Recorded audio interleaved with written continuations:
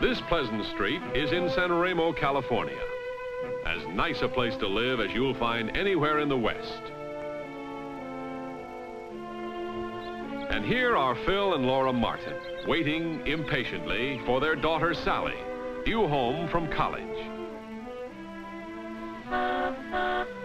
Well, here she is at last, and about time. But not only is Sally home for the summer, to their surprise, she's brought a guest along, Frances Gray, a college chum who lives in New York. The usual fond greetings, of course, as anyone greets their favorite only daughter.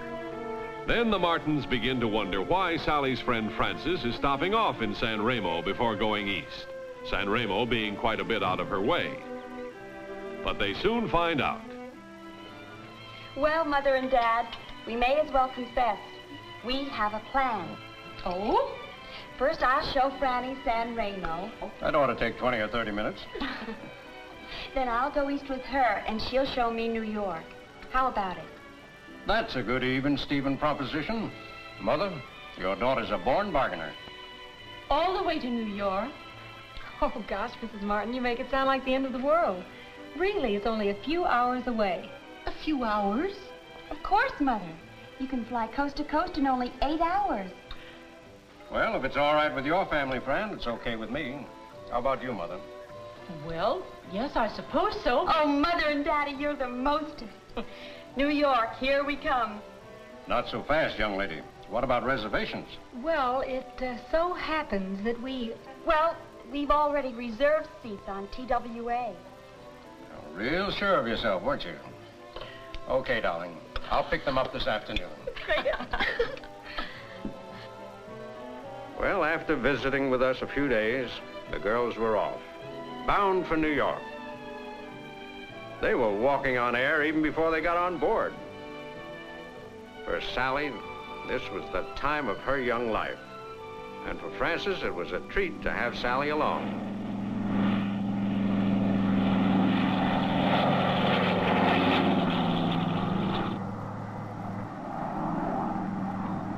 I remember the first time I took that trip by air, and I knew what it would mean to Sally.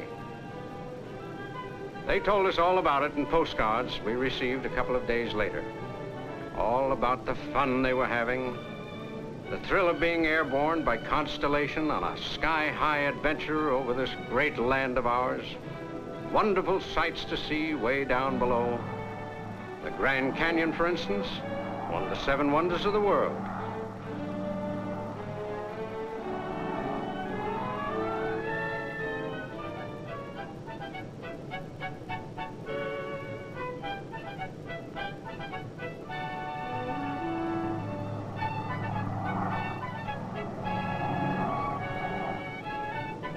I could easily imagine Sally's excitement at her first meal at 19,000 feet.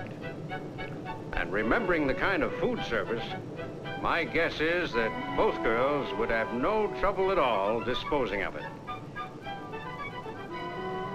A really satisfying lunch, expertly prepared and tastefully served. After crossing the mountains, plains, and rivers of this great country, they were rewarded with a fine view of Manhattan and the metropolis of New York. Even Frances noted that although she'd seen it before, this towering city is always an inspiring sight from the air. Nowhere else are there so many buildings so tall and so closely packed together. Finally, they landed smoothly at Idlewild, the New York International Airport.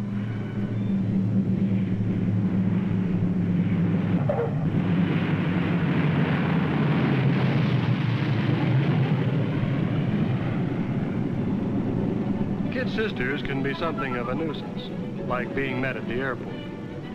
I'm Fran's brother Bill, a one-man reception committee. And there they are, fresh out of the clouds. A 3,000-mile hop, and both look as fresh as a daisy.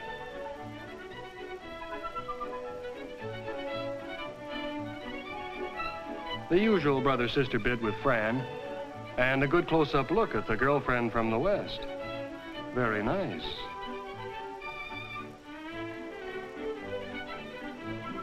The first thing we did was drive out home. Fran was anxious to see the family and to introduce Sally. And when I found out it was Sally's first trip to the big city, it didn't take long to figure out a plan for a tour of the town, taking in the highlights, including an item or two usually missed by most visitors. For a broadside look at the city, I decided on the 3-hour boat ride around Manhattan, an absolute must for anyone visiting New York. Here was a chance for Sally to see the famous waterfront, handling huge ocean liners, tugboats, and barges. As busy a stretch of waterway as you'll find anywhere in the world. That's one of the world's best known and most beloved landmarks, the Statue of Liberty. A gift to America from the people of France. It stands on a little island in the bay.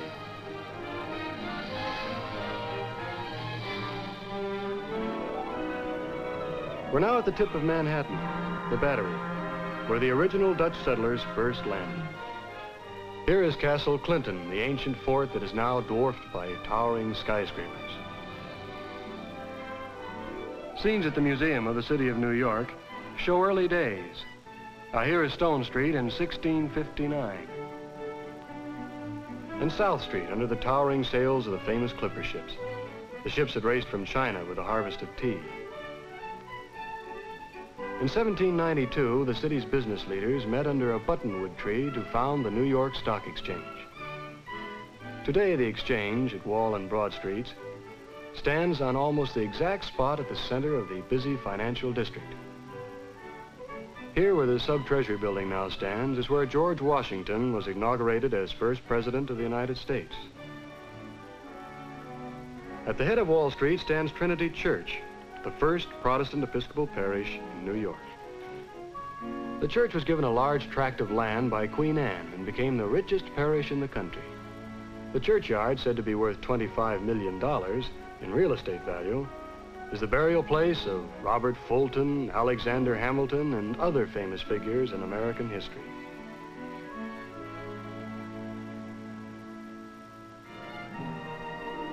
We rounded the tip of Manhattan and headed up the East River, under the Brooklyn Bridge.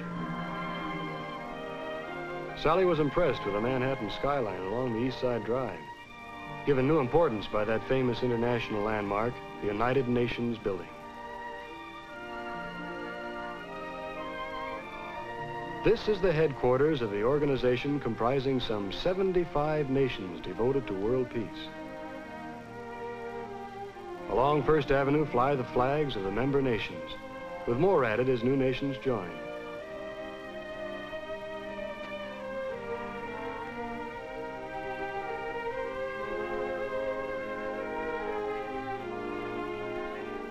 To this entrance come delegates of member nations from all over the world.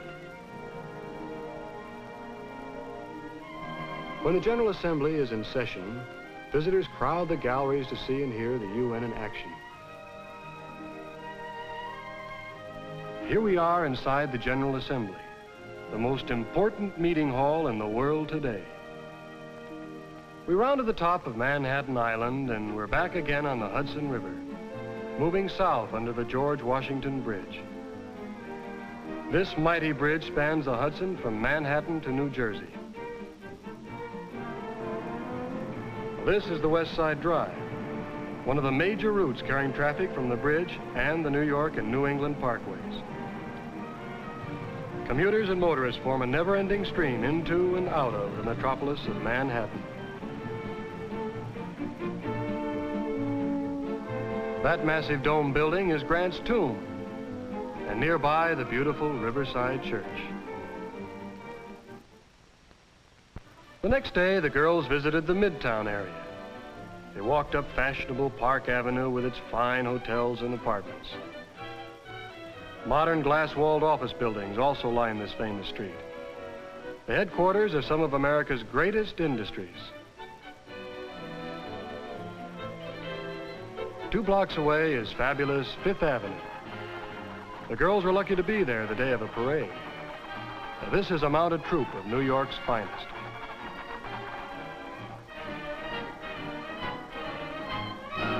Along Fifth Avenue and on Lower Broadway is where heroes and visiting royalty are welcomed by the admiring city. As the bands play, the high school drill team does its rhythm dance in the street. Added enjoyment for New Yorker and visitor alike.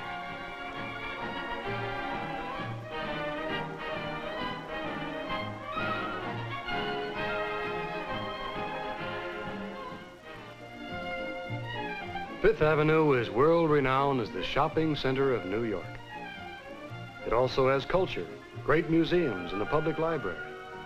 Now, this is the nation's largest municipal library, containing over 3.5 million volumes. The sidewalks along Fifth Avenue are always crowded with shoppers.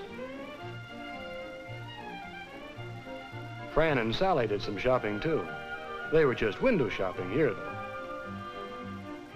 Yes, this is the Tiffany's, the world-famous jewelry store. The girls really had themselves a field day.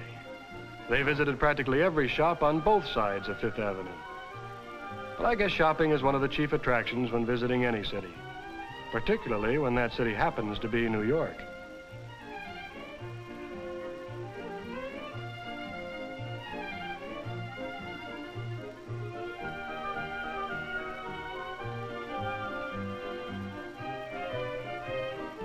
Here's an old friend from Greek mythology, Atlas, the strong man of the gods. Just as the book said, he's carrying the world on his shoulders. This is just one of the things that add character to the brick and stone of New York. Fran made sure that Sally saw Rockefeller Center, that city within a city.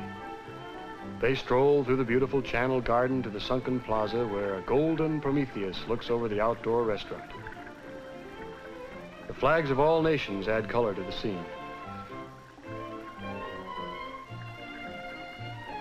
The restaurant was a good place to rest weary feet after their shopping tour.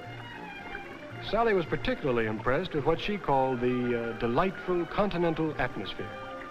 No, sir. San Remo was never like this.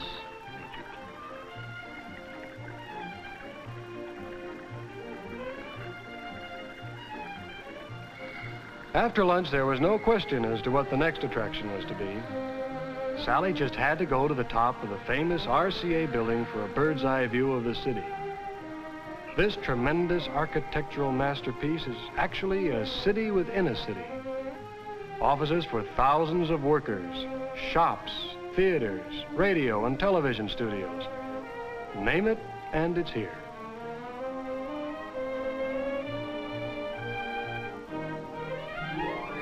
"70 stories above the never-ending hustle of the city below, Sally and Fran were on the roof terrace, one of the city's most famous tourist attractions. One of the guides took over to point out and explain all about the highlights of mighty Manhattan sprawling endlessly below. From the street, New York is one thing. From up here, well, Sally used one of the telescopes to get an even better look.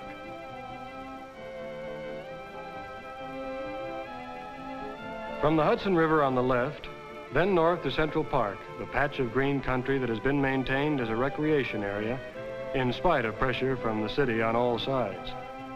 To the east, the Queensboro Bridge spans the East River to Queens and Long Island. Fran had lived here all her life, but she had never seen this sight. I guess Sally was showing her New York. Along the East River, the United Nations and Chrysler buildings. Brooklyn is in the distance.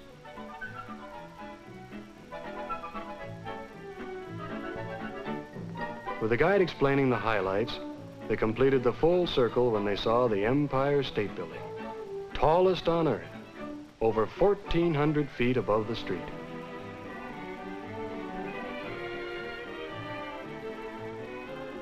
Directly across Fifth Avenue from Rockefeller Center is St. Patrick's. This beautiful Gothic cathedral, with its soaring spires, is one of more than 3,000 places of worship in New York. Uptown stands the Cathedral of St. John the Divine, the second largest church in the world. Only St. Peter's in Rome is larger. Another of the many varied religions in New York is represented by Temple Emmanuel, one of the most beautiful synagogues in the city.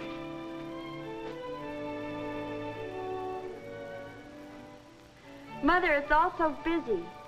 Seems almost like people here don't go to sleep. And big. There's so many things to see and to do. Seems more like a whole world than a city.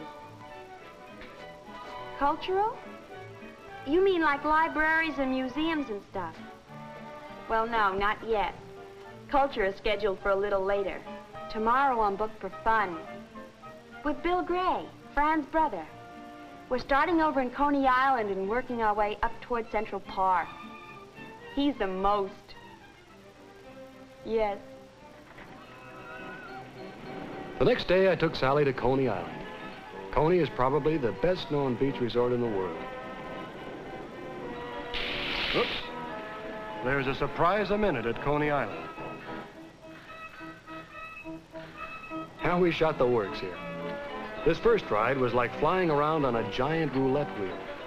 Just hang on to your girl and let her go.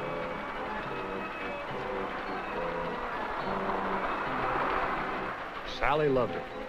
I can't say that I was unhappy about it either.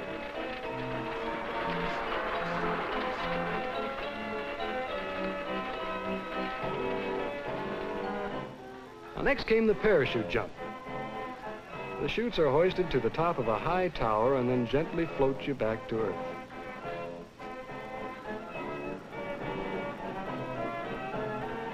Now, from a distance, it doesn't look particularly exciting, but just try it sometime. Coney Island has every fun gimmick you can imagine. The giant Ferris wheel is one of the largest in the world. But the roller coaster is what really has you breathless.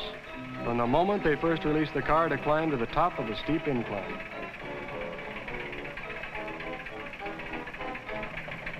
The higher you go up, the faster you come down.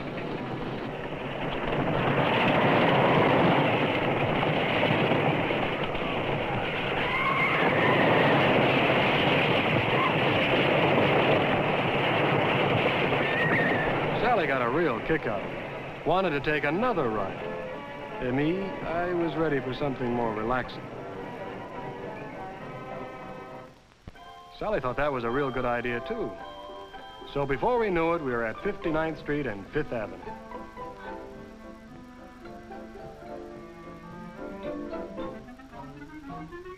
These horses and carriages, I think they call them Victorias, look a little incongruous on modern 5th Avenue, but that's just one of the things that makes New York the interesting place that it is. What a contrast. Right in the very heart of this bustling metropolis, you're out in the country, riding along the pleasant tree-shaded drives of Central Park. I showed Sally where I used to roller skate as a kid. And the fountain near the mall, where we used to sail our boats. Sally couldn't get over this change of pace right in the middle of the world's busiest city. New York changes, but kids and baseball, they'll always be the same. A little further along, a pleasant lake. Sally and I were going to rent a boat, but we decided to visit the zoo instead. New York really has several zoos. This one's in Central Park, and there's an even larger one in the Bronx.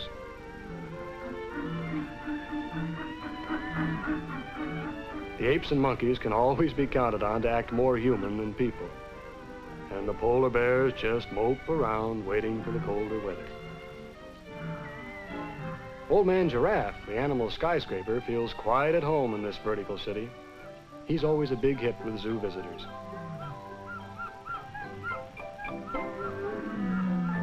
As are the lions in the Bronx Zoo. They enjoy an outdoor range without bars, just like the African veldt.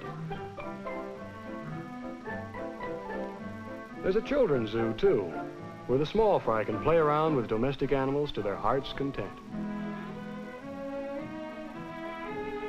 On the 5th Avenue side of Central Park stands the Metropolitan Museum of Art, a treasury of some of the world's greatest masterpieces.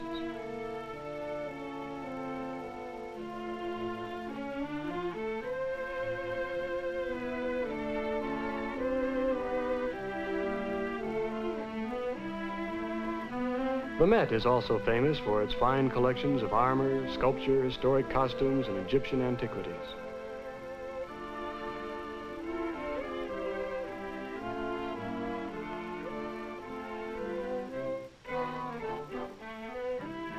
For those leaning more toward the modern in art, well, New York has that too. And the Sculpture Garden at the Museum of Modern Art is a good place to find some very interesting pieces. And some that are, well, controversial. We all agreed that we'd like to see a good show. So Sally and I took Fran to the famous Radio City Music Hall.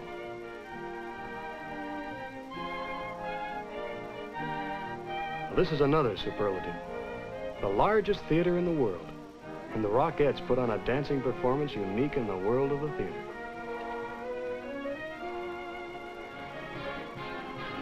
When I mentioned baseball, Sally said sure, she'd just love to see one of those big league games. So before she could change her mind, we slipped up to the Yankee Stadium to see the Yanks take on one of their American League rivals. I explained to her, of course, that New York also has two other teams, the Giants and the Brooklyn Dodgers. In the fall, King football takes over. At the stadium, the polo grounds, and on nearby college gridirons, you can see top-flight professional and college football every week during the season.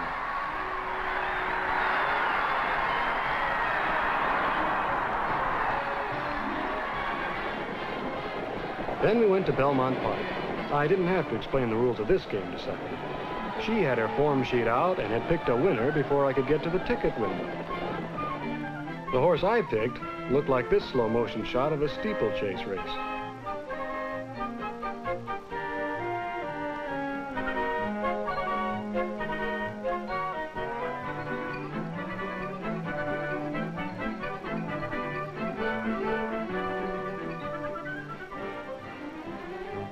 In the winter, there's skating at the outdoor restaurant at Radio City. For indoors, the winter sports fans flock to Madison Square Garden for some big league hockey, the fastest game in the world.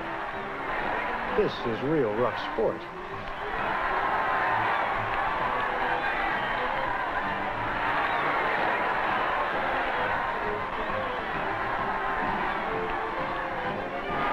Another popular sport is boxing.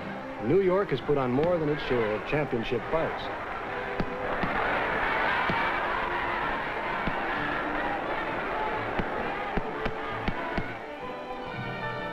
Finally, I took Sally down to the bright lights of Times Square. Here is something you can see nowhere else on the earth. 1 million flashing lights in the center of the glamorous theatrical district. Here is a sign maker's art to the nth degree, beckoning you to see a show, eat a candy bar, or travel to glamorous places.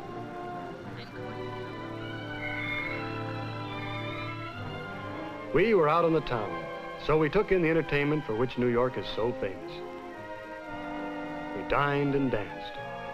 Big brassy nightclubs, little side street spots, swing music and hot. New York has them all. Music in many tempos is the heartbeat of this city that never sleeps.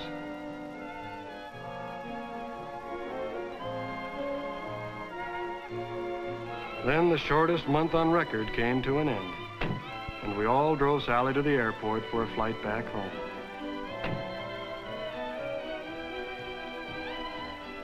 TWA announces the departure of Flight 912, Paris, Rome, and Cairo. All aboard, please. Dad told Sally she'd really have some explaining to do if she got on that plane by mistake. But Sally told Dad not to worry. She and Fran were already planning on that trip for next year. Frankly, I, for one, certainly hated to see Sally go. All of us had come to like her very much. And I think she was a little sorry to end her visit, too.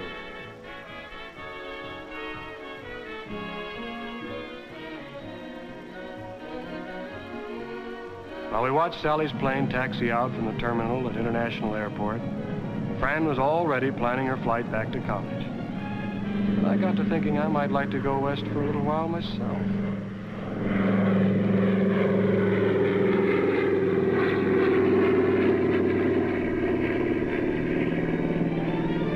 Sally wrote us the very next day, telling how much she'd enjoyed being here with us, seeing New York for the first time. She told how she felt when she looked down on the Statue of Liberty as she flew west over lower Manhattan and the harbor.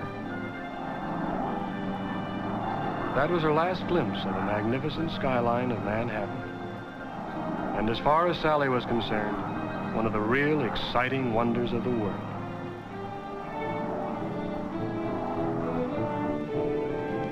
As her flight continued westward, she leaned back and thought again of the many wonderful things she'd seen. Brooklyn Bridge, the cloud-piercing skyscrapers, the soaring towers of Rockefeller Center, the impressive United Nations building, the millions of glittering lights of Times Square. And Sally knew she'd be back again soon on another flight over the fabulous skyline of New York.